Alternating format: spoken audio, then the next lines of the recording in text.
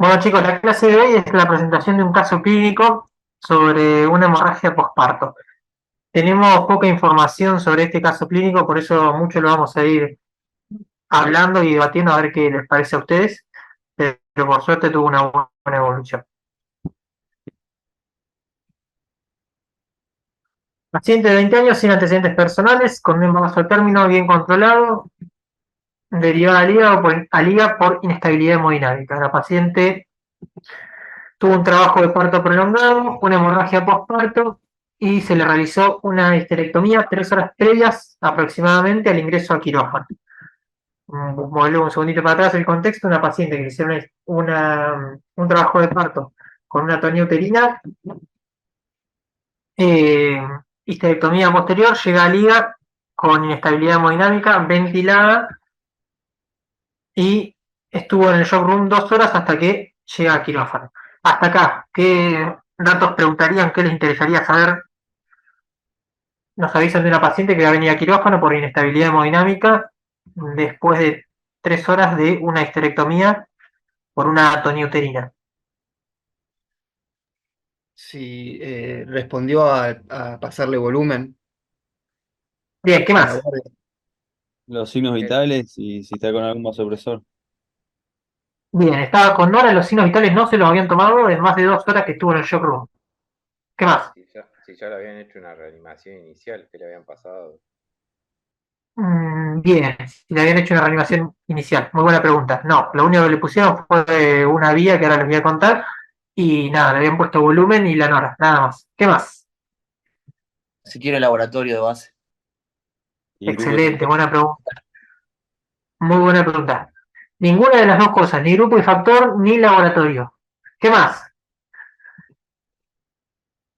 Entonces, repasando, preguntamos si tenía laboratorio, si estaba agrupada, si le habían pasado algún hemoderivado y si estaba con inotrópicos. De todas esas preguntas, la única que es positivo es que estaba con inotrópicos. Nada más. Dijimos, hace más de 2 horas que está en el shock room con asistencia respiratoria mecánica. Lo único que tenía colocado era una vía periférica 20 y un 18. Por suerte tenía una vía arterial. Obviamente que me preguntaron los signos vitales, no se los habían tomado y la vía arterial obviamente no estaba conectada. Ingresa a quirófano, área sudorosa y fría. Este era lo único que teníamos, que era una paciente que estaba inestable hemodinámicamente en un shock hipovolémico sospechado.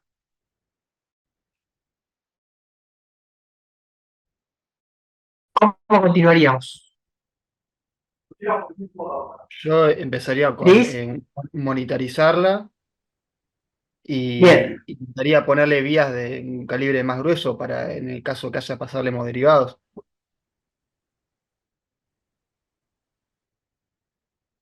bien, entonces la agrupamos.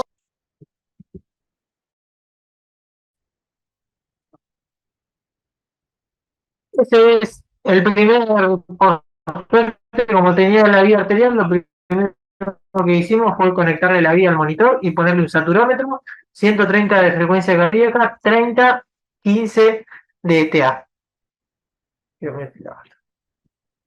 ¿Cómo seguimos?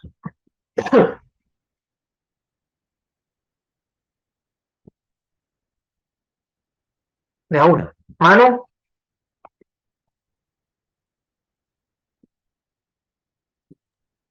Marvin, Expandir con solución fisiológica. bien, ¿qué más? No. Yo no sé si está bien, pero por ahí ya había que empezar con el protocolo de transfusión masiva, ¿no? Bien, excelente, ¿qué más? Expandirla, reanimarla, ¿qué más? Ácido tranexámico. Excelente, ácido tranexámico, ¿qué más? Calor. Calor, muy bien. Bueno, de todo esto que estamos hablando, ahora el repaso va a ser prácticamente de la clase esto, ordenarlo, ¿sí? Nosotros tenemos una paciente que tiene una hemorragia postparto por una uterina y todo esto lo vamos a ordenar y vamos a charlar cuáles son las ventajas y las desventajas de cada uno de los procedimientos y qué dice la evidencia científica en cada una de estas situaciones. ¿Hasta ahí estamos bien? Sí. Bien, seguimos. Hemorragia postparto se encuentra entre las primeras 5 causas de mortalidad materna. Obviamente la primera hemorragia, enfermedad hipertensiva, el aborto, la sepsis y el parto fluido. Estas son las 5 principales causas, dentro de ellas está la hemorragia. Las causas de la hemorragia pueden ser muchas: el acretismo, la atonía, que es la que vamos a ver hoy, la inversión uterina, la retención de restos placentarios, el trauma del canal del parto, la embolia del líquido amniótico, el síndrome GEL. Estas son algunas de las hemorragias postparto. Definimos una hemorragia postparto como una pérdida mayor con signos de shock. Recuerden esto, que es muy importante: entre 700 y 900 mililitros hora es el caudal que tiene un útero a término. Entonces, cualquiera de estas situaciones que se presente anteriormente, como dijimos, una rotura uterina, una atonía, puede tener un sangrado torrencial y masivo en pocos minutos. Puede ser primaria, que se da dentro de las primeras 24 horas del nacimiento, como en este caso, que fue una atonía, o secundaria después de las 24 hasta 12 semanas.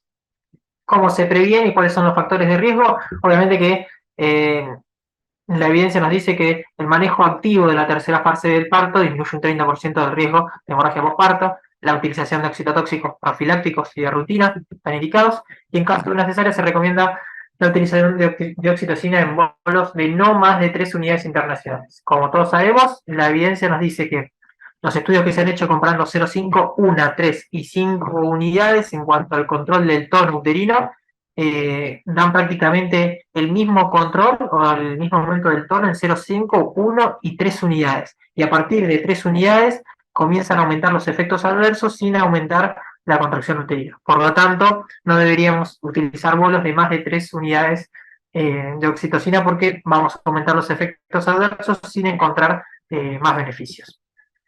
La evidencia. Bueno, dentro de los factores de riesgo pueden ser muchos preexistentes, como por ejemplo la edad materna avanzada, la obesidad, la anemia, los antenatales, que haya tenido una placenta previa, que venga con diabetes gestacional, y los intrapartos, como por ejemplo, en este caso nosotros tenemos un trabajo de parto prolongado. Muchas de estas son las causas. Nosotros lo único que encontramos en esta paciente, que tenía 20 años sin antecedentes, fue un trabajo de parto prolongado. Las causas de la hemorragia postparto responden a las 4T, y siempre es lo que nosotros debemos buscar, como intentar resolver. Lo primero es el tono, que representa un 70% de las causas. Las anomalias de la contracción uterina, la retención de productos de la concepción, un 20%, el trauma en el canal del parto, un 10%, y la trombina o las alteraciones de la coagulación, que representan un 1% o incluso menos. Es decir, la coagulopatía en la hemorragia postparto es algo muy frecuente.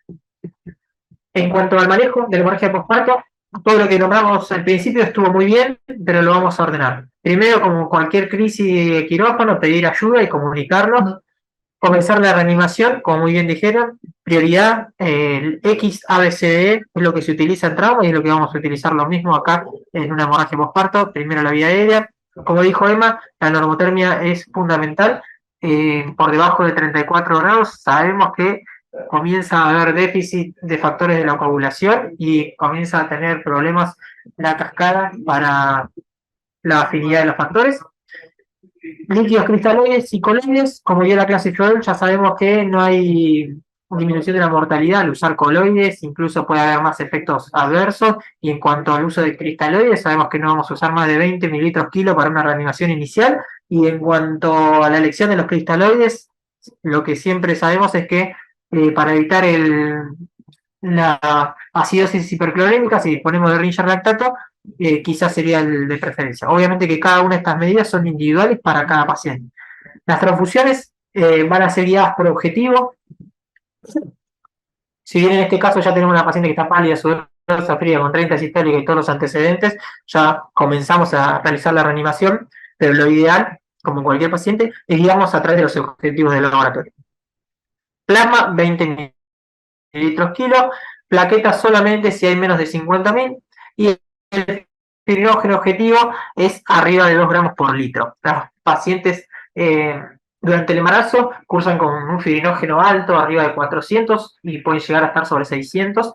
Entonces no hay que esperar que baje menos de 2 gramos, por lo tanto hay que comenzar con una reposición temprana si es que disponemos de tromboelastografía o el fibrinógeno de Claus para medirlo. Medidas para el cese de la hemorragia postparto, vamos a ver algunas. La compresión manual del útero inicialmente, el uso de base tranexámico, como dijo Gonzalo, está muy bien. Incluso vamos a ver que hay un estudio muy importante que nos demuestra la evidencia en que los primeros 30 minutos es clave el uso. El uso de deuterotónicos, los balones de compresión, que podemos utilizar algunos que son caseros, o el Bakri, que es el original, y las suturas hemostáticas, que la más conocida es la sutura de Berich. Ligadura de vasos pélvicos, si es que se dispone, y las arterias hipogástricas. En cuanto a la hemorragia masiva en obstetricia, como es este caso, la uterina es la principal causa, y como definimos masivo, decimos que es más de 2.500 mililitros, o que se haya realizado la histerectomía, o que haya ingresado a cuidados intensivos. Además, se lo define como una caída de más de 4 gramos por decilitro de hemoglobina, o una necesidad de transfusión de 5 unidades de glóbulos rojos o más. Además, también se lo define como la necesidad de tratamiento de una coagulopatía. Decimos que es infrecuente, pero puede estar descrita dentro de la hemorragia masiva. En cuanto a otras definiciones, podemos encontrar muchas y variadas. La pérdida mayor de 1500, la pérdida más de 150 en 20 minutos, la pérdida más del 50% de la volemia en 3 horas, el descenso de hematocrito de más de 10 puntos, como dijimos anteriormente, más de 4 gramos por decilitro de hemoglobina, requerimiento transfusional de 5 o 4 unidades, depende de la definición, un sangrado activo que amenace o que curse con inestabilidad hemodinámica. En cuanto a las reglas de los 30, para encontrarnos con un paciente en el primer diagnóstico, decimos que la disminución de la presión más del 30% sistólica, aumento de la frecuencia más del 30%, aumento de la frecuencia respiratoria más de a 30 por minuto, o que descienda en la hemoglobina o el hematocrito más del 30%, o un débito urinario menor a 30 mililitros hora, nos va a hablar de una pérdida de más del 30% de la volemia. Si se acuerdan que definíamos shock hipovolémico, lo vamos a adecuar a la hemorragia postparto, a la clasificación, pero recordamos que estamos en un shock hipovolémico moderado. La tabla de Basquet, que está modificada por Suresh, nos dice que tenemos 4 tipos de shock hemorrágicos, como dijimos recién, que estábamos hablando de un 30 o un 35%, hablamos de un shock moderado, cuando es más del 40, como es en esta paciente, con más de 120 pulsaciones por minuto, menos de 60 de sistólica, y obviamente con alteración de la conciencia y anuria, estamos hablando de un shock grave con una pérdida de más de 2 litros y medio. ¿Cuál es la conducta anestésica? En el caso que nosotros presentamos al principio, hablamos de una paciente que vino ventilada, llegó derivada del materno con asistencia respiratoria mecánica, entonces no tuvimos que elegir una conducta, pero obviamente, paciente con un sangrado que no está controlado y inestabilidad hemodinámica, secuencia de inducción rápida. Y si se logra la estabilidad y se controla con eso, se puede utilizar anestesia regional. Ahí, si buscamos la evidencia, los expertos o la opinión de expertos aconsejan la peridural por sobre la subaracnoidea, pero no tiene ningún fundamento ni ninguna evidencia científica. Entonces, tomémoslo como eso, como solamente una opinión de expertos, y quedémonos con que individualicemos en cada paciente cuál es el objetivo. En cuanto a ordenar cómo vamos a trabajar con esta paciente, hay un protocolo que se llama Order, que es muy amplio y nos describe cada uno de los pasos, nos describe que debemos organizarnos, restablecer la volemia, corregir los efectos de la coagulación, evaluar la respuesta y por último, remediar la causa. En cuanto a la organización, avisar al obstetra, anestesiólogo y a la partera, obviamente el trabajo multidisciplinario, agruparla, que era lo que no tenía este paciente, registrar los signos vitales, que es lo que no sucedió en el shock room, y mantener preparado el quirófano. En cuanto a restablecer la volemia, 2 vías periféricas de gran calibre, administrar cristaloides. Acá algo importante, todas las guías mencionan que lo primordial es realizar la reanimación con 2 vías periféricas grandes y no perder tiempo en colocar una vía central. Ahora vamos a ver cuál es la indicación, pero no deberíamos demorarnos en colocar las vías y realizar la reanimación.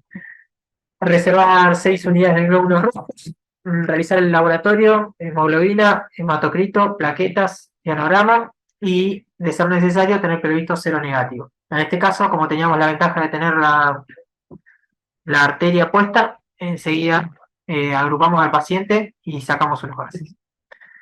En cuanto al efecto de la coagulación, todas las guías nos recomiendan guiar la coagulación en base a los objetivos del laboratorio, buscar y vamos a encontrar seguramente fibrinógeno bajo, un TP y un KPTT aumentado y el recuento plaquetario bajo. Si los tiempos de hemostasia están prolongados, transfundir plasma fresco. Si el recuento de plaquetas es menos de 50.000, transfundir plaquetas.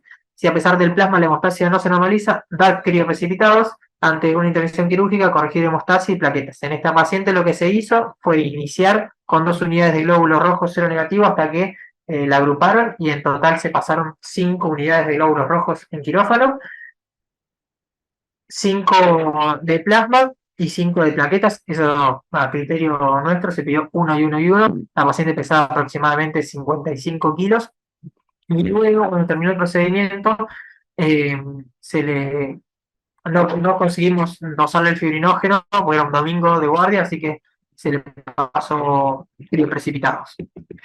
En cuanto a hablar la respuesta, monitorizar el pulso, la PVC no es un parámetro indicado, se puede hacer, pero no está indicado para realizar, como dijimos anteriormente. Valorar el estado metabólico, el ionograma nuevamente, controlar la diuresis, intentamos como objetivo 0,5 mililitros kilo hora, y los laboratorios deben ser repetidos.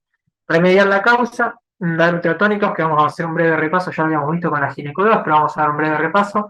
Examinar la vagina, cervix, explorar cavidad, ligar los vasos, realizar tamponamiento, ligar las arterias uterinas si es necesario, embolizar la arteria y realizar la histerectomía. En este caso ya estaba realizada la histerectomía y procedimos a realizar el control de la hemorragia post-histerectomía. En cuanto a la reanimación, los objetivos de laboratorio, según las guías, pueden ser entre 8 y 9 gramos por decilitro de hemoglobina.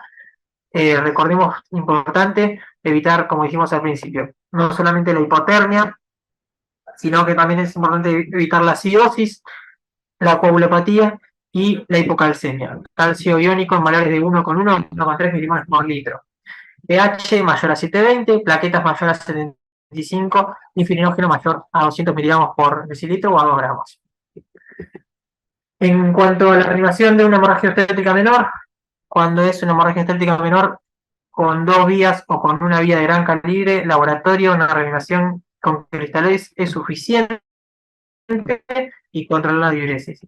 En cuanto a una hemorragia moderada o severa, como en este caso que sospechamos que tiene una hemorragia mayor a 2,5 litros, 2 vías de gran calibre, una radial, una central, sonda vesical, transfundir inmediatamente, y la infusión de cristaloides para mantener una sistólica de 80. ¿Qué dice la evidencia en todo lo que nombramos anteriormente? La vía central, lo único que nos dice es que deberíamos evaluar el laboratorio y el coagulograma. Mencionan la evidencia que deberíamos colocar una vía central si tenemos un RIN elevado y que hay que comenzar con la reanimación de los factores de la coagulación. Si no es así, con 2 vías periféricas es suficiente. La arteria es fundamental para controlar los gases y para mantener una difusión de cristaloides adecuada con 65 de media es lo indicado en estas pacientes. Lo ideal y lo que dice la bibliografía es que no debemos llegar a los 55 de media para no generar una hipoperfusión renal. Laboratorio, como dijimos anteriormente, hemograma, población, fibrinógeno y ionograma, y en todas las guías lo que nos recomiendan es realizar trombolactografía. En cuanto a los hemoderivados, se envía de muestra para grupo y factor. El PAC inicial, como se hizo en esta paciente, 5 unidades de glóbulos rojos. En este caso fueron primeros 2 seronegativos y después, cuando ya estaba agrupada, 2 de las otras 3 de su isogrupo, 5 de plasma fresco y un pool de plaquetas, uno cada 10 kilos. Y en el caso de continuar con un sangrado, se continúa con la evaluación por laboratorio para continuar con las unidades de glóbulos rojos, las plaquetas y el plasma. Como dijimos, en estas pacientes es fundamental reponer el fibrinógeno y no dejar que baje de los 2 gramos por litro. Valor predictivo de hemorragia al 100%, de la dosis es de 30 a 60 miligramos kilo.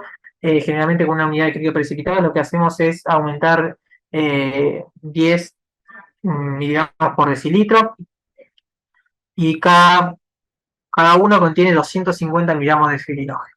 Factor 7 recombinante, no hay evidencia que lo recomiende, si bien hay muchos trabajos que están siendo realizados al respecto, pero no hay nada claro. El ácido tranexámico, como dijo Gonzalo hoy al principio, está indicado dentro de los primeros 30 minutos y esta es la única situación donde vamos a utilizar ácido tranexámico y lo podemos repetir. Las únicas dos contraindicaciones que tiene, recuerden que son las convulsiones y una contraindicación relativa a la falla renal. Está demostrado que disminuye no solamente la mortalidad, sino que disminuye un 31% el sangrado dentro de las primeras 30 de las primeras 3 horas y debe ser administrado lo ideal dentro de los primeros 30 minutos. Entonces, 1 gramo de ácido tranexámico y si el sangrado continúa activo, se puede repetir otro gramo. Una vez que se realizó la administración, hay que esperar 8 horas para volver a hacerlo.